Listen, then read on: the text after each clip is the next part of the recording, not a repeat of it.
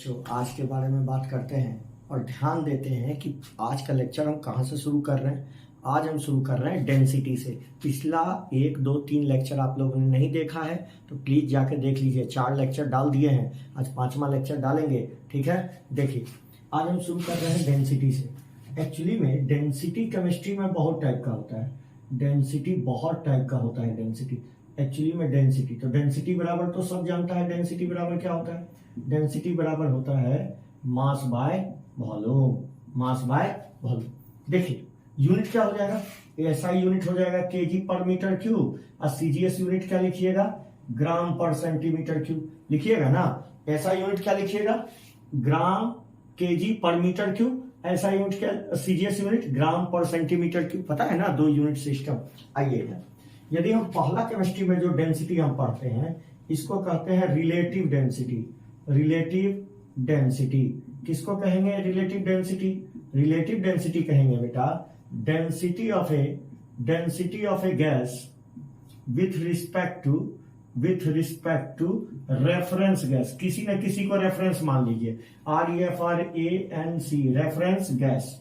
मतलब density of a gas, एक gas का डेंसिटी दूसरे गैस के रेफरेंस में। अब कौन गैस है?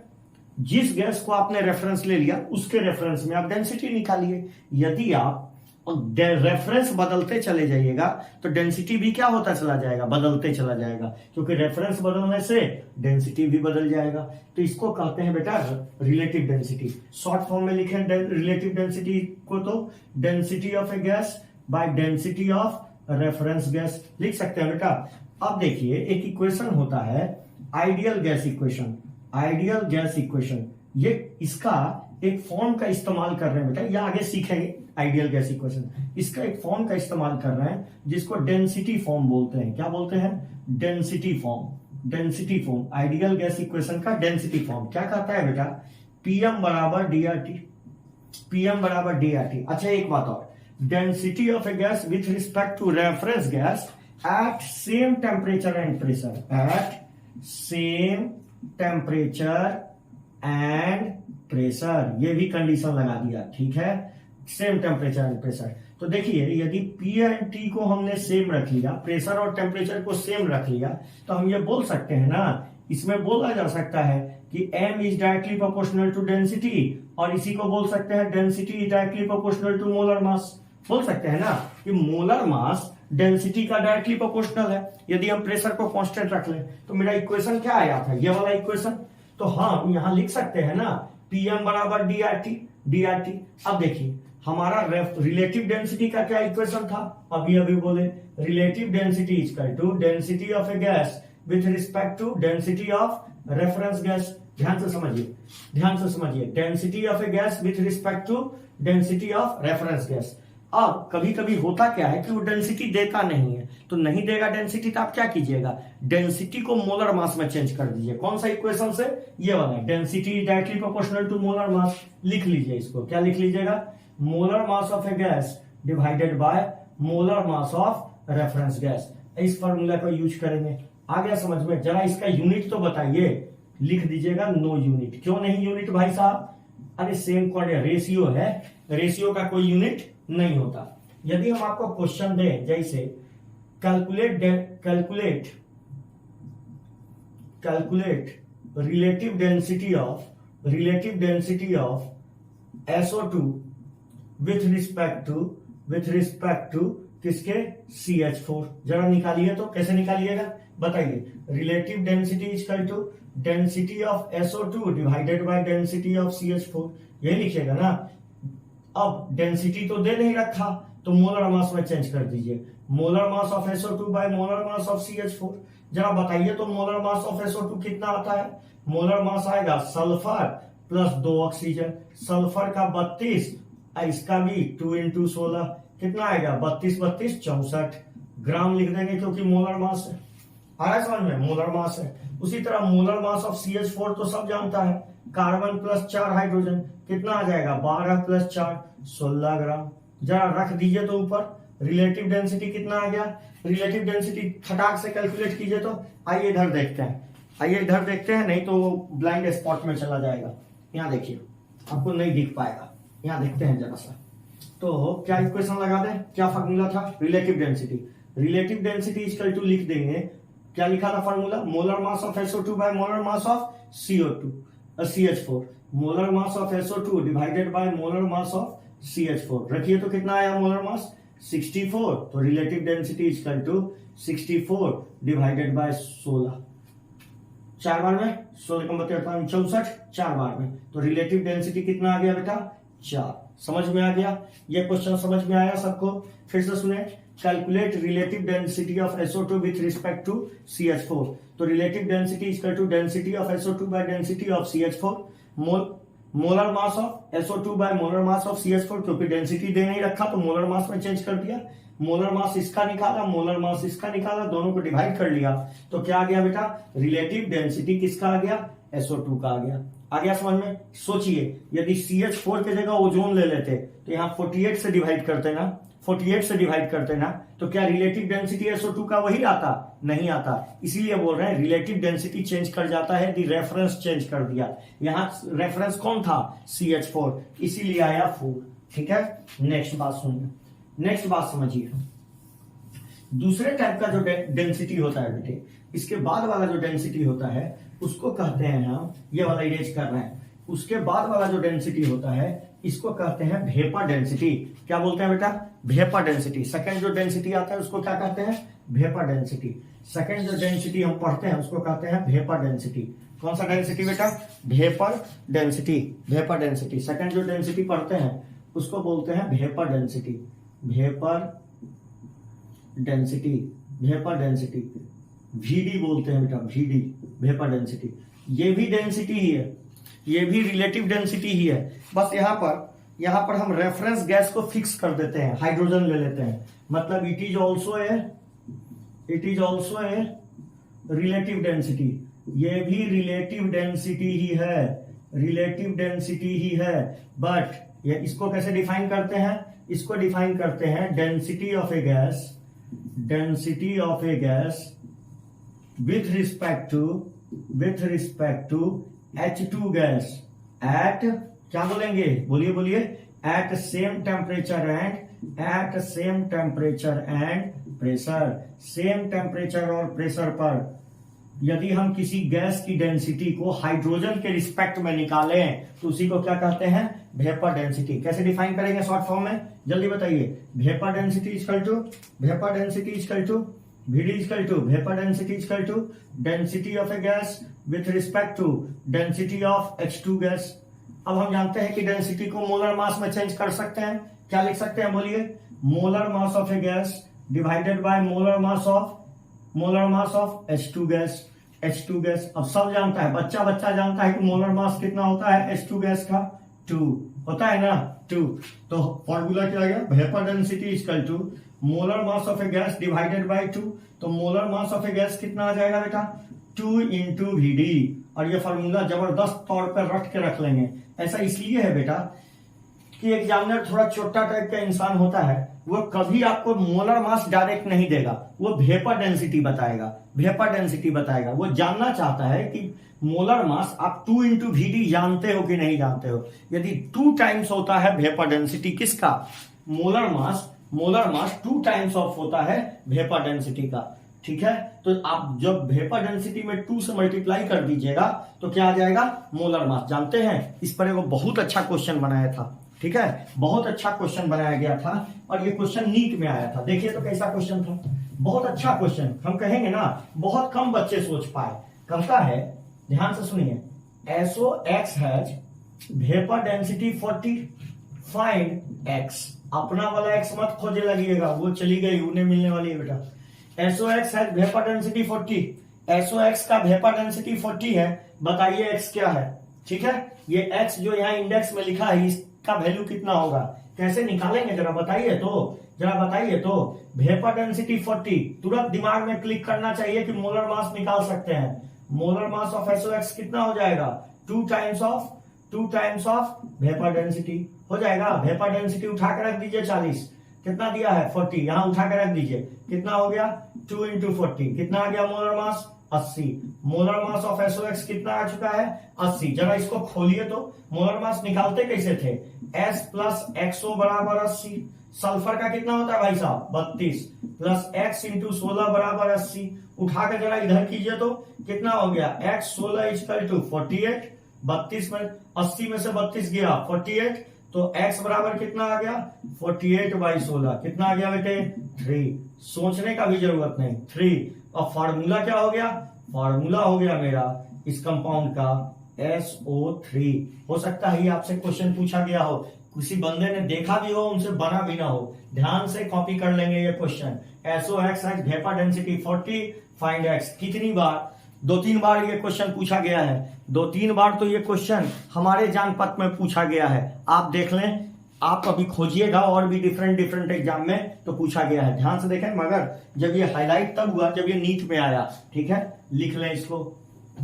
तो ये फॉर्मूला याद रखेंगे कि vapour density equal to, vapour density में 2 से मल्टीप्लाई कर देते हैं तो मोलर मास मिलता है। कौन सा मास मिलता है बेटा? मोलर मास मिलता है, ठीक है। आगे बात करते हैं। यहां देखिए, एक प्रकार का और डेंसिटी होता है बेटे, जिसको थर्ड नंबर, जिसको कहते हैं स्पेसिफिक ग्रेविटी। स्पेसिफिक ग्रेविटी या स्पेसिफिक ग्रेविटी SG। क्या बोलते हैं बेटा? Specific gravity SG। इसका उपयोग तब करते हैं जब सॉल्यूशन की डेंसिटी बतानी होती है। सॉल्यूशन की डेंसिटी, इसको कैसे डिफाइन करते हैं? Specific gravity equal to density of solution by density of water at 4 degree Celsius. 4 degree Celsius. और डेंसिटी ऑफ वाटर आपको पता होगा at 4 डिग्री सेल्सियस मैक्सिमम होती है, और कितनी होती है? 1 ग्राम पर ml। कितना होता है? 1 ग्राम पर ml। जरा उठा के वैल्यू यहां रखिए तो स्पेसिफिक ग्रेविटी इक्वल टू लिख सकते हैं डेंसिटी ऑफ सॉल्यूशन बाय 1 ग्राम पर ml। 1 ग्राम पर ml। जरा इधर लाई के मल्टीप्लाई कीजिए तो डेंसिटी ऑफ सॉल्यूशन कितना आ गया? स्पेसिफिक ग्रेविटी के पीछे क्या लिख दिया गया?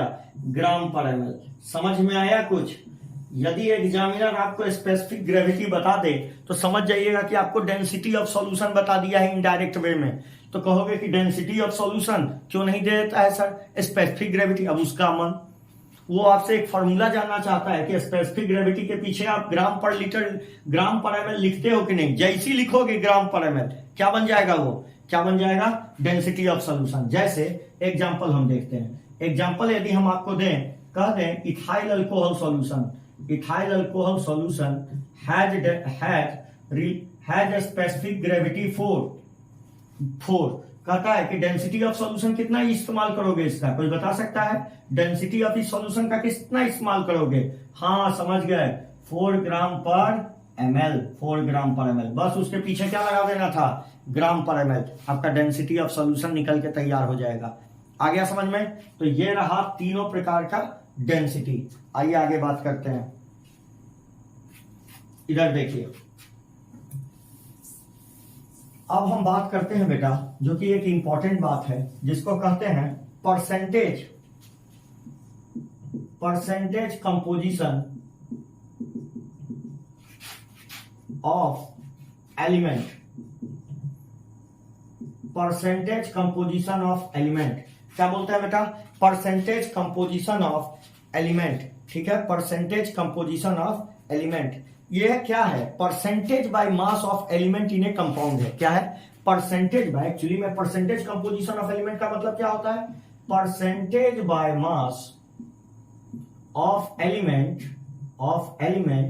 इन अ कंपाउंड। किसी भी कंपाउंड में एलिमेंट कितना पड़ा हुआ है, एलिमेंट का क्या परसेंटेज है, उसी को बोलते हैं परसेंट कंपोजिशन ऑफ एलिमेंट। फिर से सुने, किसी भी कंपाउंड में एलिमेंट का कितना परसेंट है, उसी को बोलते हैं परसेंट कंपोजिशन ऑफ एलिमेंट। जैसे एग्जांपल से ज्यादा क्लियर होगा, जैसे CH4 में हम पूछें कि कार्बन का और हाइड्रोजन का परसेंटेज क्या होगा, बताइए। तो आप क्या कीजिए, इसका 1 मोल एज्यूम कर लीजिए। कितना? 1 मोल एज्यूम कर लिए। 1 मोल का मतलब कितना ग्राम हो गया? मोलर मास 16 ग्राम। इसके कितने टुकड़े कर लीजिए? 2 टुकड़े। जैसे हम बना रहे हैं वैसे बनाइएगा, कहीं गिचिर पिचिर में होना चाहिए। समझ में आ रहा है कि इन्हें पढ़ रहे हैं उन्हें घिच पिचा रहे हैं, तो आप जानिए आपका काम जाने साफ सुथरा से। इसके 2 टुकड़े कर लिए। कार्बन कितना मोल मिला?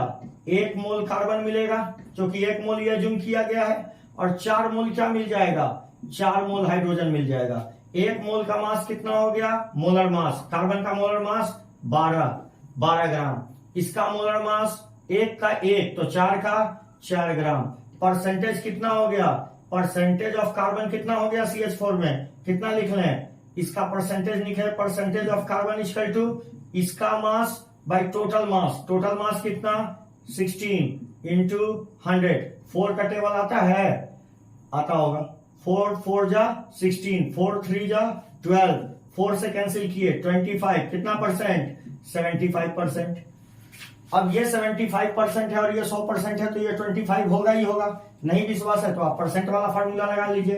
कैसे निकालिएगा परसेंटेज ऑफ हाइड्रोजन, कैसे निकालिएगा, इसका mass by total mass into 100, कितना आ गया, बोलिए 4 टाइम्स में उड़ाया इसको या 25 टाइम्स में उड़ाया, कितना आ गया 25%। मतलब हमने CH4 में हाइड्रोजन, कार्बन का कितना परसेंटेज था और हाइड्रोजन का कितना परसेंटेज था निकाल लिया, और इसी को बोलते हैं परसेंट कंपोजिशन ऑफ एलिमेंट, मतलब percentage by mass of element in A compound. एक कंपाउंड, दिए हुए कंपाउंड में एलिमेंट का कितना कितना परसेंट है वो कैसे निकालेंगे, तुरंत 1 मोल एज्यूम कर लीजिएगा, 1 मोल एज्यूम करके इसके जितने भी एलिमेंट होंगे उसको तोड़ दीजिएगा, उसका मोलर मास लिखिएगा, मोलर मास तो उसका molar mass by total mass into 100, वही उसका परसेंटेज कंपोजिशन होगा। जैसे कि एग्जाम्पल और लेते हैं, एक एग्जाम्पल और लेते हैं, यहां देखो, जैसे कहता है CaCO3 में कार्बन, CaCO3 कैल्शियम कार्बोनेट ले लिए, जैसे कि एग्जाम्पल और लेते हैं, जैसे हमने ले लिया CaCO3 जिसको आप क्या बोलते हो, लाइमस्टोन, चूना पत्थर, ठीक है। तुरंत इसका 1 मोल एज्यूम कर, 1 मोल एज्यूम करेगा तो इसका मोलर मास कितना होता है, कैल्शियम का कितना होता है 40, कार्बन का कितना होता है 12, कार्बन का 12, और एक ऑक्सीजन का 16, तो 3 का 48, सबको जोड़ोगे कितना आ जाएगा बेटा, सबको जोड़ोगे कितना आ जाएगा 100 ग्राम, 100 ग्राम। बता इसके कितने टुकड़े कर लिए जाएं, जाहिर सी बात है 3 टुकड़े, क्योंकि 3 एलिमेंट है, calcium carbon oxygen, calcium carbon oxygen. 1 मोल से कितना मिलेगा, 1 मोल से 1 मोल मिलेगा, 1 मोल से 1 मोल मिलेगा, और ये कितना मिलने वाला है 3 मोल मिलने वाला है। जल्दी बता, इसका मोलर मास कितना हो गया 40, इसका मोलर मास कितना हो गया 12 ग्राम हो गया, इसका 40 ग्राम, इसका मोलर मास कितना मिल गया, जल्दी बोल 48 ग्राम। बता इसका परसेंटेज कैसे निकालें, परसेंटेज ऑफ कैल्शियम कैसे निकालें, इसका मास बाय टोटल मास कितना है 100 इंटू 100, कट गया 100 100, कितना परसेंट 40%। आ रहा है समझ में, इसका परसेंट बता, इसका परसेंट बता, परसेंट ऑफ कार्बन कितना 12 बाय 100 इंटू 100, कितना आ गया 12%। ऑक्सीजन का परसेंट बता, परसेंटेज ऑफ ऑक्सीजन बता, 48 बाय 100 इंटू 100, कट गया बेटा, कितना परसेंट आ गया 48%। तो इस तरीका से हम सबके मास को कैलकुलेट कर सकते, सबके मास परसेंट को क्या कर सकते हैं, कैलकुलेट कर सकते हैं। इसी को बोलते हैं परसेंट कंपोजिशन ऑफ एलिमेंट। आ गया समझ में, जल्दी कॉपी कर ले, जल्दी कॉपी कर ले। अगला बात जो करते हैं बेटा, अगला जो बात करते हैं वो होता है calculation of minimum molar mass, calculation of minimum molar mass. क्या कैलकुलेट करते हैं बेटा, मिनिमम मोलर मास। अगला जो कैलकुलेट करते हैं उसको बोलते हैं calculation of minimum molar mass, calculation of, ध्यान रखिएगा, calculation of minimum molar mass, calculation of minimum molar mass. Minimum molar mass का मतलब हुआ, जैसे एक क्वेश्चन से ही समझते हैं, एक क्वेश्चन से ही इस घटना को समझते हैं। क्या मतलब है, कहता है a compound has 8% magnesium by mass, find minimum molar mass of compound, minimum molar mass of compound. यही क्वेश्चन है बेटा। एक कंपाउंड में 8% मैग्नीशियम है, तो बताइए इस कंपाउंड का मिनिमम मोलर मास कितना होगा।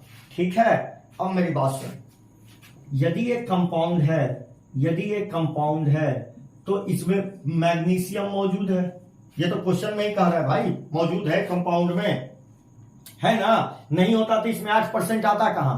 इसमें इस कंपाउंड का फॉर्मूला तो हमको नहीं पता, मगर यह जरूर पता है कि इसमें मैग्नीशियम है, ठीक है, मैग्नीशियम है, और वो भी अच्छा खासा है, 8% के आसपास। तो हम कैसे बनाए इसको, कंपाउंड बना होगा मॉलिक्यूल से, तो इसका एक मॉलिक्यूल मान लेते हैं, कितना, 1 मॉलिक्यूल, कंपाउंड का 1 मॉलिक्यूल एज्यूम कर लेते हैं, 1 मॉलिक्यूल। कंपाउंड में बहुत सारा मैग्नीशियम होगा, अरे यार समझ में, बहुत सारा मैग्नीशियम होगा, इसके एक मॉलिक्यूल को एज्यूम कर लिए, ठीक है। अब कह रहा है कि इसका मिनिमम मोलर मास है, मिनिमम मोलर मास। तो एटम का भी फ्रैक्शन होता है, नहीं, एटम 2 हो सकता है, 4 हो सकता है, 5 हो सकता है, 1 हो सकता है, मगर आधा एटम नहीं हो सकता।